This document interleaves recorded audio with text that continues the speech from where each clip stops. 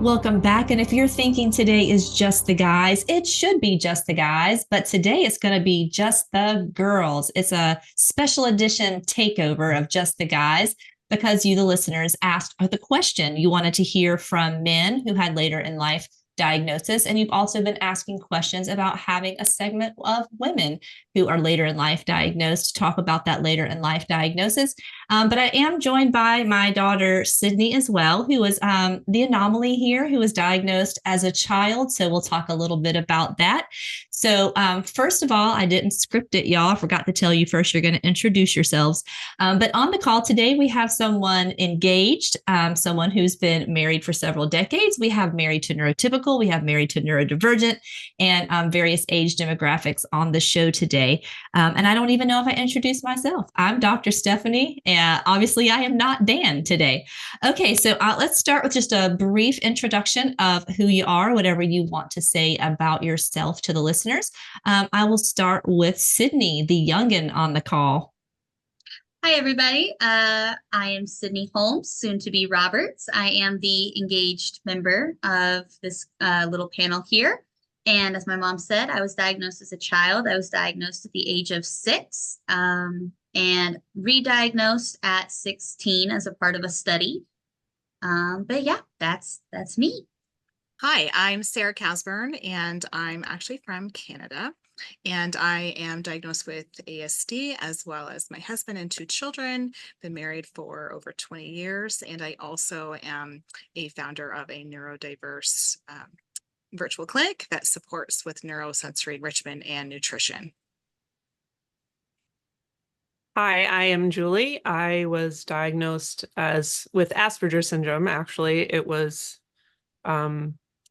the year, oh gosh, I don't even know the year. Well, I was 40 when I was diagnosed, and so that was 12 years ago. I am married to a neurotypical man, and I have 3 children, 3 girls. One of them was diagnosed ADHD and ASD, but she is kind of in denial about the ASD. Hi, I'm Molly. I live in the greater Seattle area. I've been married for over 30 years. My husband is not just neurotypical, he is a super neurotypical individual. And I have 3 children, and I'm excited that I get to be a part of this panel today. Well, I am so glad that all of y'all are here today, whether the designation was self-identified, Asperger's syndrome, autism spectrum level 1, we're all talking about the same thing. And I'm a proponent of self-identification, which is not a popular stance. But so let's dive into our discussion. So let's kind of talk about how this diagnosis identification came about. So I will say, I'll change it for you, Sydney. Did you or your spouse slash fiance slash boyfriend begin the exploration of the autism or neurodiversity in the relationship? How did your journey begin? Yeah, so in the teenage years and early college years, I didn't really bring up my diagnosis with anyone that I was seeing, kind of like off the bat, just kind of get them to like used to my quirkiness before I drop off hey, I'm quirky because I have Asperger's syndrome. You still like me, right? And then kind of the later college years and then early young adult years, I was just kind of like in the, you know what, take me or leave me. Hi, my name is Sydney. I have Asperger's syndrome. This is my quirk. Can you deal with this? Cool. We can still hang out and we can still talk. So particularly with my fiance, he knew very early on that I had autism and I'm on the autism spectrum. So it has led a lot of open discussion in his immediate family, and more like spreading more awareness in his area and his family. So it's been pretty good. It's definitely hard to hide your identification when there's a book about you and your parents are on podcasts. So better just be honest and open at the beginning because it's going to come out. All right. What about you, Sarah? How did your identification journey start? Accidentally, actually, which is kind of funny. So my children were diagnosed, my husband was diagnosed, and I thought I was sitting over here on the other side of the fence. But as an autism mom, I decided to join a social media group for women with autism, thinking, hey, I'll just try and better understand my children's way of looking at the world while they're still young enough to hopefully allow me to help avoid some major parenting pitfalls, so that I could sort of avoid those awkward, in 20 years therapy sessions of what went terribly wrong. What was really interesting is pretty much right away, every single day I would see a post in this group, and I would show my husband, I would say, who does this sound like? And it would obviously be me. And it was really funny and kind of odd at the beginning, but then as it literally happened for months, it became pretty obvious that I needed to seriously consider a diagnosis. I'll have a follow-up question about any other diagnoses in a moment. Julie, what started your journey to this identification? Mine was actually a kind of random epiphany. I saw the movie Temple Grandin, and I related to her in quite a number of ways, although we're very different. And then it was, I believe, over a year after that, I had a conversation with my husband where something came up where he was telling me there was some kind of social construct that I didn't understand, that I have never understood my whole life. And for some reason, it came into my head to connect those two things. I'm not sure how that happened, but I went downstairs and started Googling autism. And it seemed like, because I saw all the very technical things, it didn't seem to fit me. But then I ran into something called the list of female Asperger syndrome traits. And I was like, So I sent it to my husband and I was like, I think I might be autistic. And he was like, what the heck is this? Is this a list of weird Julieisms? So that was kind of where that all started. Okay. What about you, Molly? What started this self-identification journey for you? Well, I would say that it was myself. And if I'm to look at a starting point, there's several different ones, but one of them was our church planning journey that we started.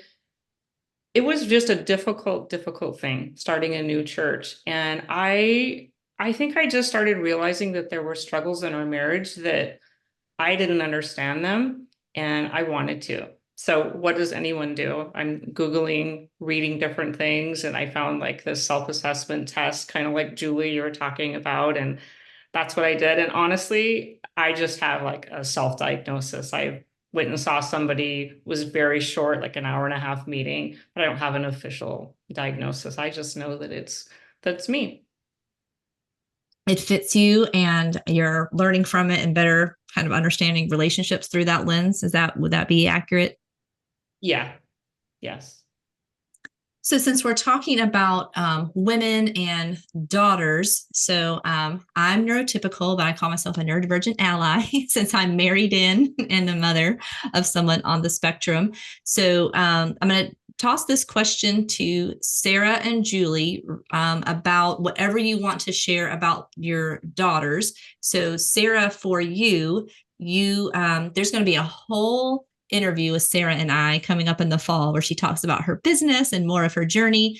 But you were an autism specialist before all of this kind of happened in your own journey. So what led to getting your girls diagnosed or assessed? Will you just tell a little bit about that journey since they did get diagnosed as children?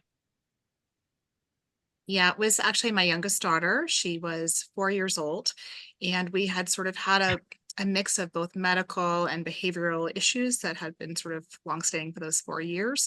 And we had sort of gone through all the pediatricians in our region, I feel like, and anything from, it being, a parenting issue to any number of things, anxiety, ODD, ADHD, all those kinds of things. And nothing really seemed to fit. But it was when we finally went to go and see a child psychologist that he put the piece together for us. And I did feel a little guilty because, I had been, like I said, I had worked with ABA therapy in the past. And I kind of felt bad that I missed the signs, even though there was some cues, and family dismissed me thinking I was just sort of using my bias. And so from there, we saw similar traits with my older daughter, but expressed a bit differently. And but then, using the tools we had from our first daughter's diagnosis, we were able to have her diagnosed as well, but it took a little bit longer because it wasn't quite as apparent with her issues. Okay. And so both girls were diagnosed and both in elementary school? Yeah, one was 4 and one was 10. And for you, Julie, did your identification come first, or was it researching for your daughter that led to yours? What kind of got the daughter that is on the spectrum? How did that journey happen? I actually was diagnosed before she was. So I believe, if I'm remembering correctly, she was diagnosed around the age of 9. And I had already been diagnosed for 3 years at that point. And we did have her evaluated for, I think it was mostly ADHD, but I also thought that she could be on the spectrum. And the clinician did find that she was both. My daughter would like to be reevaluated though, because she does agree with the ADHD, but she's feeling at this point, she's 15 now, that she doesn't really relate to the autism diagnosis. And I can't remember the reasons specifically why we had her checked. I mean, maybe because of me. I know neurodiversity runs in families. So yeah. All right, I'm throwing a question to you, Sydney, that you're not prepared for. So it's like, yay, mom, thanks. Do you remember kind of going through a time where you didn't want to be identified on the spectrum either? You kind of went by the ADHD for a little bit in college. What was that like for you? What was happening for you that you were like, no, I'm not on the spectrum anymore? Well, I mean, when you get pulled out of class for standardized testing and you get put in a special room with all the other special kids, you know, if you get pulled out of your first period class because you're supposed to be taking a standardized test and you're in 9th grade, and people are like, oh, well, why are these students getting pulled out of class? You don't look like you're special education, but you still have accommodations. And ADHD was a little bit more well digested than autism, particularly high school bullying. Bullying still happens, and it is absolutely awful. And then, you know, going from a freshman in high school to a freshman in college, you're not quite sure who has quite gotten out of high school and who is matured into a college student. And some of them still don't mature into college students, even when they graduate as a senior. So it was kind of just more of, how am I going to be received by my peers more than anything else? Okay. Because it was obvious. It was it happened in 2005, 2006. But I remember you kind of going through that pushback stage a little bit, because most people now, from what I kind of hear, is like ADHD is the cool diagnosis now, and people are still like, oh, this autism thing. And so, like, while ADHD had this big stigma 20, 30 years ago about all those kids just are hyperactive and they're on too much sugar and the parents just need to discipline them more, we've had this shift that ADHD is like, oh, cool, everybody has ADHD and that's cool, but mention autism and there's still this stigma surrounding that word. So the circumstances, we kind of talk a little bit about the circumstances. So at the stage that you were at, either childhood or adulthood, marriage later in life, the kind of the options were, did it make sense? Did you have a neutral response, a positive response, a negative response? How long did it take you to kind of grapple with and kind of identify with the neurodiversity? So Sid, I'll throw that to you and we'll kind of follow our order again. So I know it was childhood since I was there, but does it still make sense when you got re-identified as a teenager? How is that identification for you now? Well, as a child, I don't think I quite understood it. The story you like to tell is when you were telling me I was autistic, I thought you were saying I was artistic, and I was just like, ooh, I'm a little creative being. Like, look at me. So I don't think at 6 I fully grasped what it was. And I honestly don't think it really clicked until middle school, maybe about 6th or 7th grade, when that standardized testing kind of became like a big thing and you were pulled out like every day for like 2.5 weeks. And then there were some other kids in my grade. They put us all, anyone that had learning accommodations, my middle school had teams.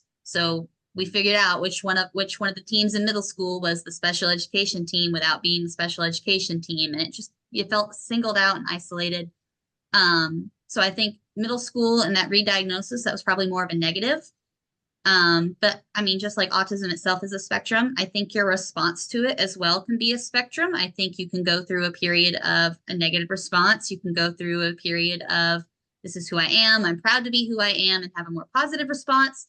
And then you can kind of be more where I'm at now, where it's like, yeah, it doesn't really define me. I'm kind of neutral. It's a thing that I have. It's a part of me. It's not my whole identity, but it is a part of it. So I think everyone just goes through different phases of life where they have really hard seasons and then have really great seasons.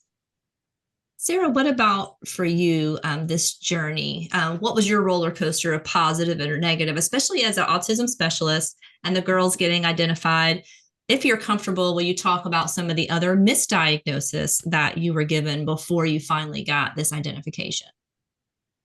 That's a really good point. And I think this is, I'm hearing it's a more common story than I realized when it happened to me, is starting from about 18, I would say. I was diagnosed with anxiety, depression, and then social anxiety, and then complex post-traumatic stress disorder. I mean, rightly so. There was definitely some parts there. And then more prominently, bipolar type 2, which I had a hard time accepting. I was kind of given, it was a 10-minute conversation. Here's a script for lithium and kind of go on your way. And so I struggled with it. I even challenged it and asked for a second opinion. And then they just said, I don't have any of them.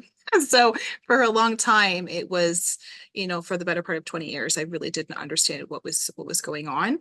So that was quite difficult to grapple with. But it was around when I was 42 when I first suspected what was happening. And it took to be official until about my 43rd birthday. I mean, it took the better part of a year to kind of settle into the idea really fully, mainly because I wanted to hear it from multiple diagnosing professionals, because not just for me to accept it, because I actually thought that's what was going to be needed for any pushback that I had from friends and family. So I paid 3 doctors in 2 countries to qualify me. So I was able to accept it actually before it was official, if I'm honest, because of all the research that I did. I had 26 pages. This isn't like, obviously, my special interest, 26 pages of examples that I came up with from a child to adulthood that met diagnostic criteria.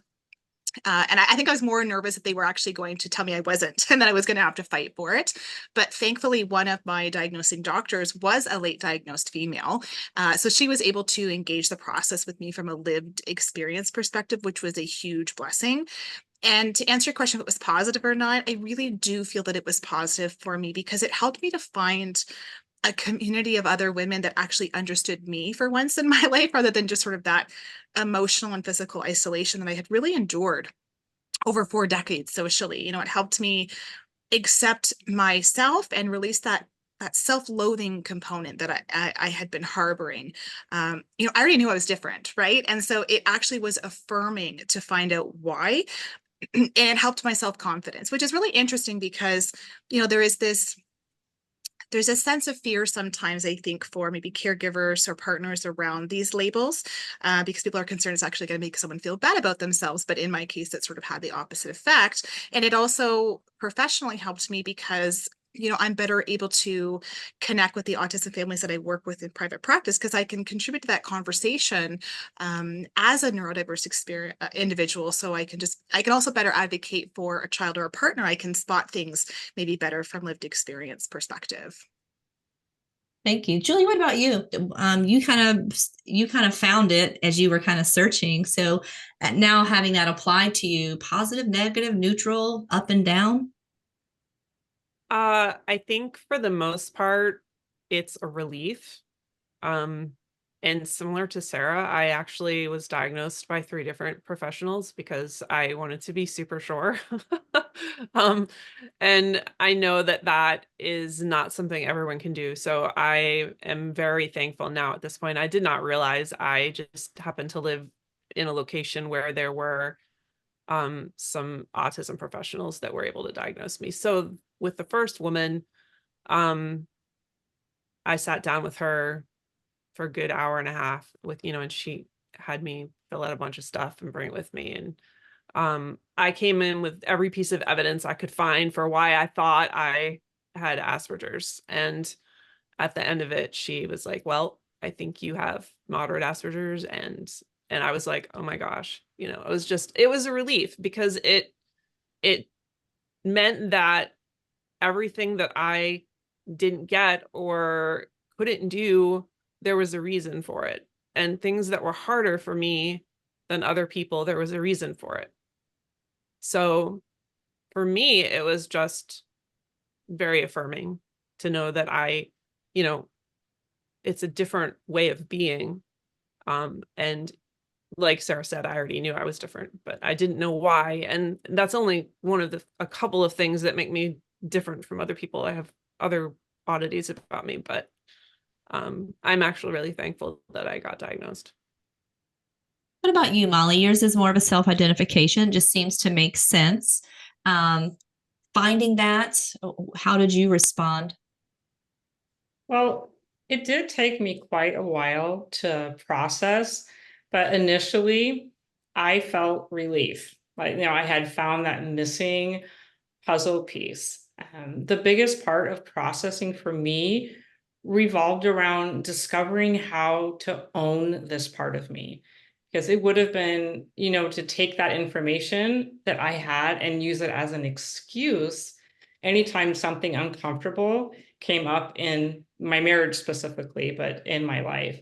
So I'm not sure if I'm going ahead and answering this next part of the question, but I just Go ahead. You can do it. So my processing that took a while, it included a lot of being honest and vulnerable in conversations with my husband and a close friend, along with so much prayer, asking, seeking, and listening to what God was wanting to speak into this space.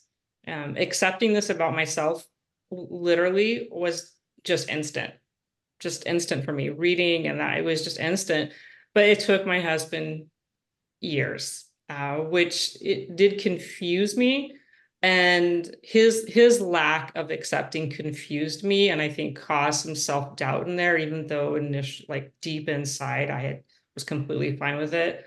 I'm a person that I'm really incredibly secure in my love relationship with God. So I leaned heavily on God during the season while my husband was struggling to accept it. Yeah. And so have you ever had any other kind of diagnoses before this time, or just as you were kind of wondering about some of your differences and your search, you found it? Has there been any other diagnosis you'd want to share, or any other process you've been through? I really haven't, because I'm not somebody that's experienced depression or anxiety. I definitely don't have ADHD. So not really. I think it was just like, I'm quiet, I'm a little different, and that was just okay with me. But when it's not okay with your husband, when you begin to see how it's affecting your relationship and it's affecting him, and then you begin to look at other relationships and you think, oh, they do it that way, they do it that way, they do it that way. We don't do it that way. And it's pretty much because I know there's something different inside me, but I have no way to name it, or there's not any words for it. Okay. And Sydney probably doesn't remember her history, but the first one was sensory integration disorder, which I think now is sensory processing instead.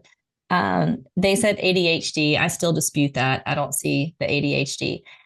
Then we got OCD. They tried pediatric bipolar. And then my favorite, intermittent explosive disorder. What even is that? So all of those, when I said, all of those things kind of come together to form something called Asperger's syndrome, I think. And so Sydney's process was way back in 2005. And so it's like a mixed bag, I think. We're getting a little bit better at identifying girls on the spectrum, but it seems to be only if there are major behaviors or dysregulation. If someone is shy or is more of a shutdown or internal kind of person, I think those individuals are still being missed.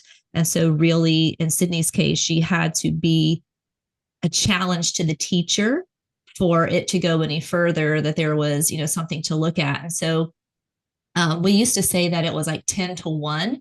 Actually, now we're seeing 4-1. But even some of the research I read by Dr. Natalie Engelbrecht is saying she believes it could be 3-4, that we could maybe have turned the tide, that women are now being diagnosed more than men, but it is seeming to still be later in life. Usually the self-identification process or multiple wrong diagnoses.